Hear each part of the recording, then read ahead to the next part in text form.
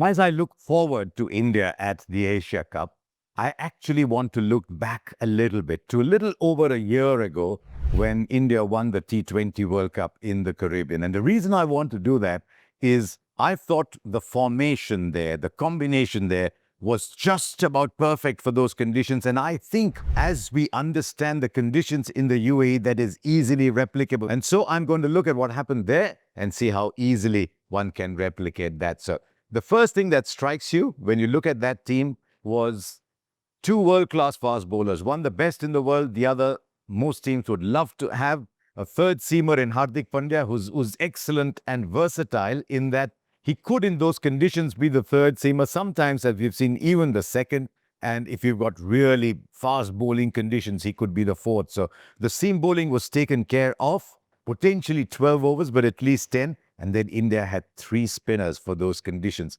As a result, India had 6 bowling options, 3 quick, 3 spin, batting all the way down to 8 free hitters in between, floaters here and there. It was a beautiful formation. Now, you'd have thought India could replicate that, but there have been a lot of changes since then. No Rohit Sharma, no Virat Kohli, no Rishabh Pant. Remember, Pant batted 3, so that's 1, 2, 3 gone. But I'm very confident of the 1, 2, 3 that are now taking their place. Very contemporary, aggressive in Abhishek Sharma's, Shubman Gill, and most likely Tilak Varma. But then there was one other player in there who was playing a very crucial role, and that was Ravindra Jadeja. Or you could say that was Akshar Patel playing that role. But in combination, they were playing a fantastic role, allowing India to bat to number 8. Now, the reason I keep coming back to bat at number 8 is that is the one factor that India have to grapple with. And I thought once Jadeja went, the like for that position was actually Washington Sundar. Plus the fact that he allowed you to turn the ball away from left-handers, because when teams play India, they will pack themselves with left-handers. But India have chosen not to do that, which leads me to believe that India are trying to find a way of playing both Kuldeep and Varun. Because as things stand, if you play Jasprit Bumrah, Arshdeep Singh, Varun Chakravarti and Kuldeep Yadav, that goes against the grain of the way most teams play, goes against the way that Gautam Gambhir wants to construct a side. He wants batting deep. And so you see Harshit Rana coming in. And I see Harshit Rana in that side purely as a replacement for Arshdeep Singh if required. So that India either go with Bumrah, Arshdeep and one of Varun or Kuldeep. I think at this stage, Varun over Kuldeep at 9, 10, 11.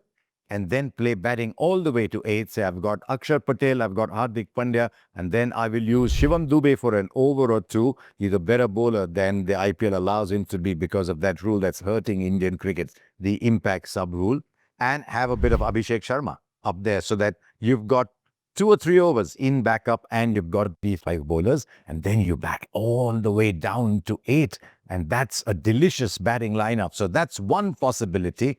The other is that Harshit Rana plays for Arshdeep Singh. It's not something I'm very comfortable with in order to allow both spinners to play. Unless, of course, you go with Bumrah, Arshdeep, one of Varun or Kuldeep, as I said a little while ago. So let's see then how this team fans itself out. Rohit and Virat opened at the T20 World Cup. Abhishek Sharma has done everything right. Sometimes he can be hit and miss. That's the modern game. When he gets it right, he goes on, hits 70, 80, occasionally 100.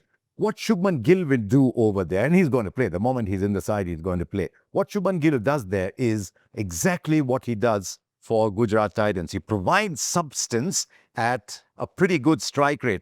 At the IPL, he averaged 50, struck at 155. That is a dream combination for any opener. So India will want that substance, but without compromising on the strike rate. And if Gill is in the form to be able to do that, then see what it does. It frees Abhishek Sharma. It frees a Tilak Varma kind of player at 3, again a left-hander, and it frees Surya Kumar Yadav to go in and start attacking right away. So that is the role that Gill plays, and that is what the top 4 will be. It's very, very hard on Sanju Samson. The option is that you bat Samson at 3, sacrifice Tilak Varma or have Tilak Varma down at 5, or maybe say I'm going to have Shivam Dube anyway. I've got a left-hander coming in because you can't go too long with 2 right-handers. So Gill's arrival means a little turbulence for Tilak Varma and for Sanju Samson, though I think at this stage, Tilak Varma has done everything right. I mean, striking at 150, averaging 49, he's done everything right there at number 3.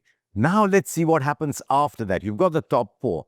Now you've got Hardik Pandya, you've got Akshar Patel, Shivam Dube, and Jitesh Sharma. That takes your batting all the way down to anybody bat anywhere. You suddenly need a left-hander, then Akshar Patel goes up. You need someone to consolidate for a little while. Then Hardik Pandya goes up. You've already got the runs. You want someone to go boom, boom straight away. Then Jitesh Sharma goes up. You've got spin coming in. You want to scatter spin, especially if it's right arm wrist spin, left arm spin. Then Shivam Dube goes up and you back all the way down to number 8. That might feel like ordering too many dishes at a dinner.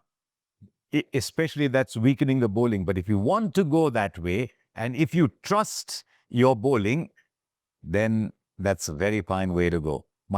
My fear with that is if the conditions in the UAE are very, very spin friendly, then with this lineup, you've got Varun, Akshar and Abhishek. So if the conditions change, then I think India might sacrifice either one of the fast bowlers to bring in Kuldeep Yadav or say, look, my seven is good enough. I'll have Arshdeep at 8. I don't think that'll happen, but that is a possibility. So if a lot of spin, then maybe Arshdeep goes out and you play another spinner.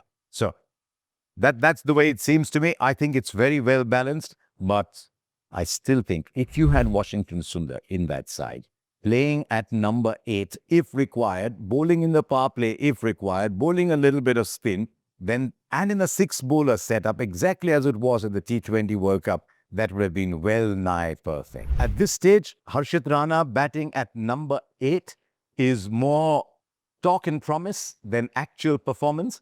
If you say that, look, I believe number 8 will only have 7-8 balls to play, he can go and swing his bat, I can get that. But his batting numbers at the moment don't justify him being the seam bowling all-rounder. And I think sometimes it can be a little expensive. I'm very, very comfortable with having Jasprit Bumrah and Arshdeep Singh both in the side, Hardik as the backup third seamer, and then find ways of playing around that combination. So do India start favourites? Look at India's record in recent times. Yes, I'll be very, very surprised if India don't win this. India going into it with an almost everything to lose situation as the overwhelming favourites. What will test Surya Kumar Yadav is how comfortable is he being the front runner, saying, yeah, we're expected to win, and that's what we're going to do. So that'll be a bit of a test for Surya Kumar Yadav. But yes, India should begin this tournament as overwhelming favourites.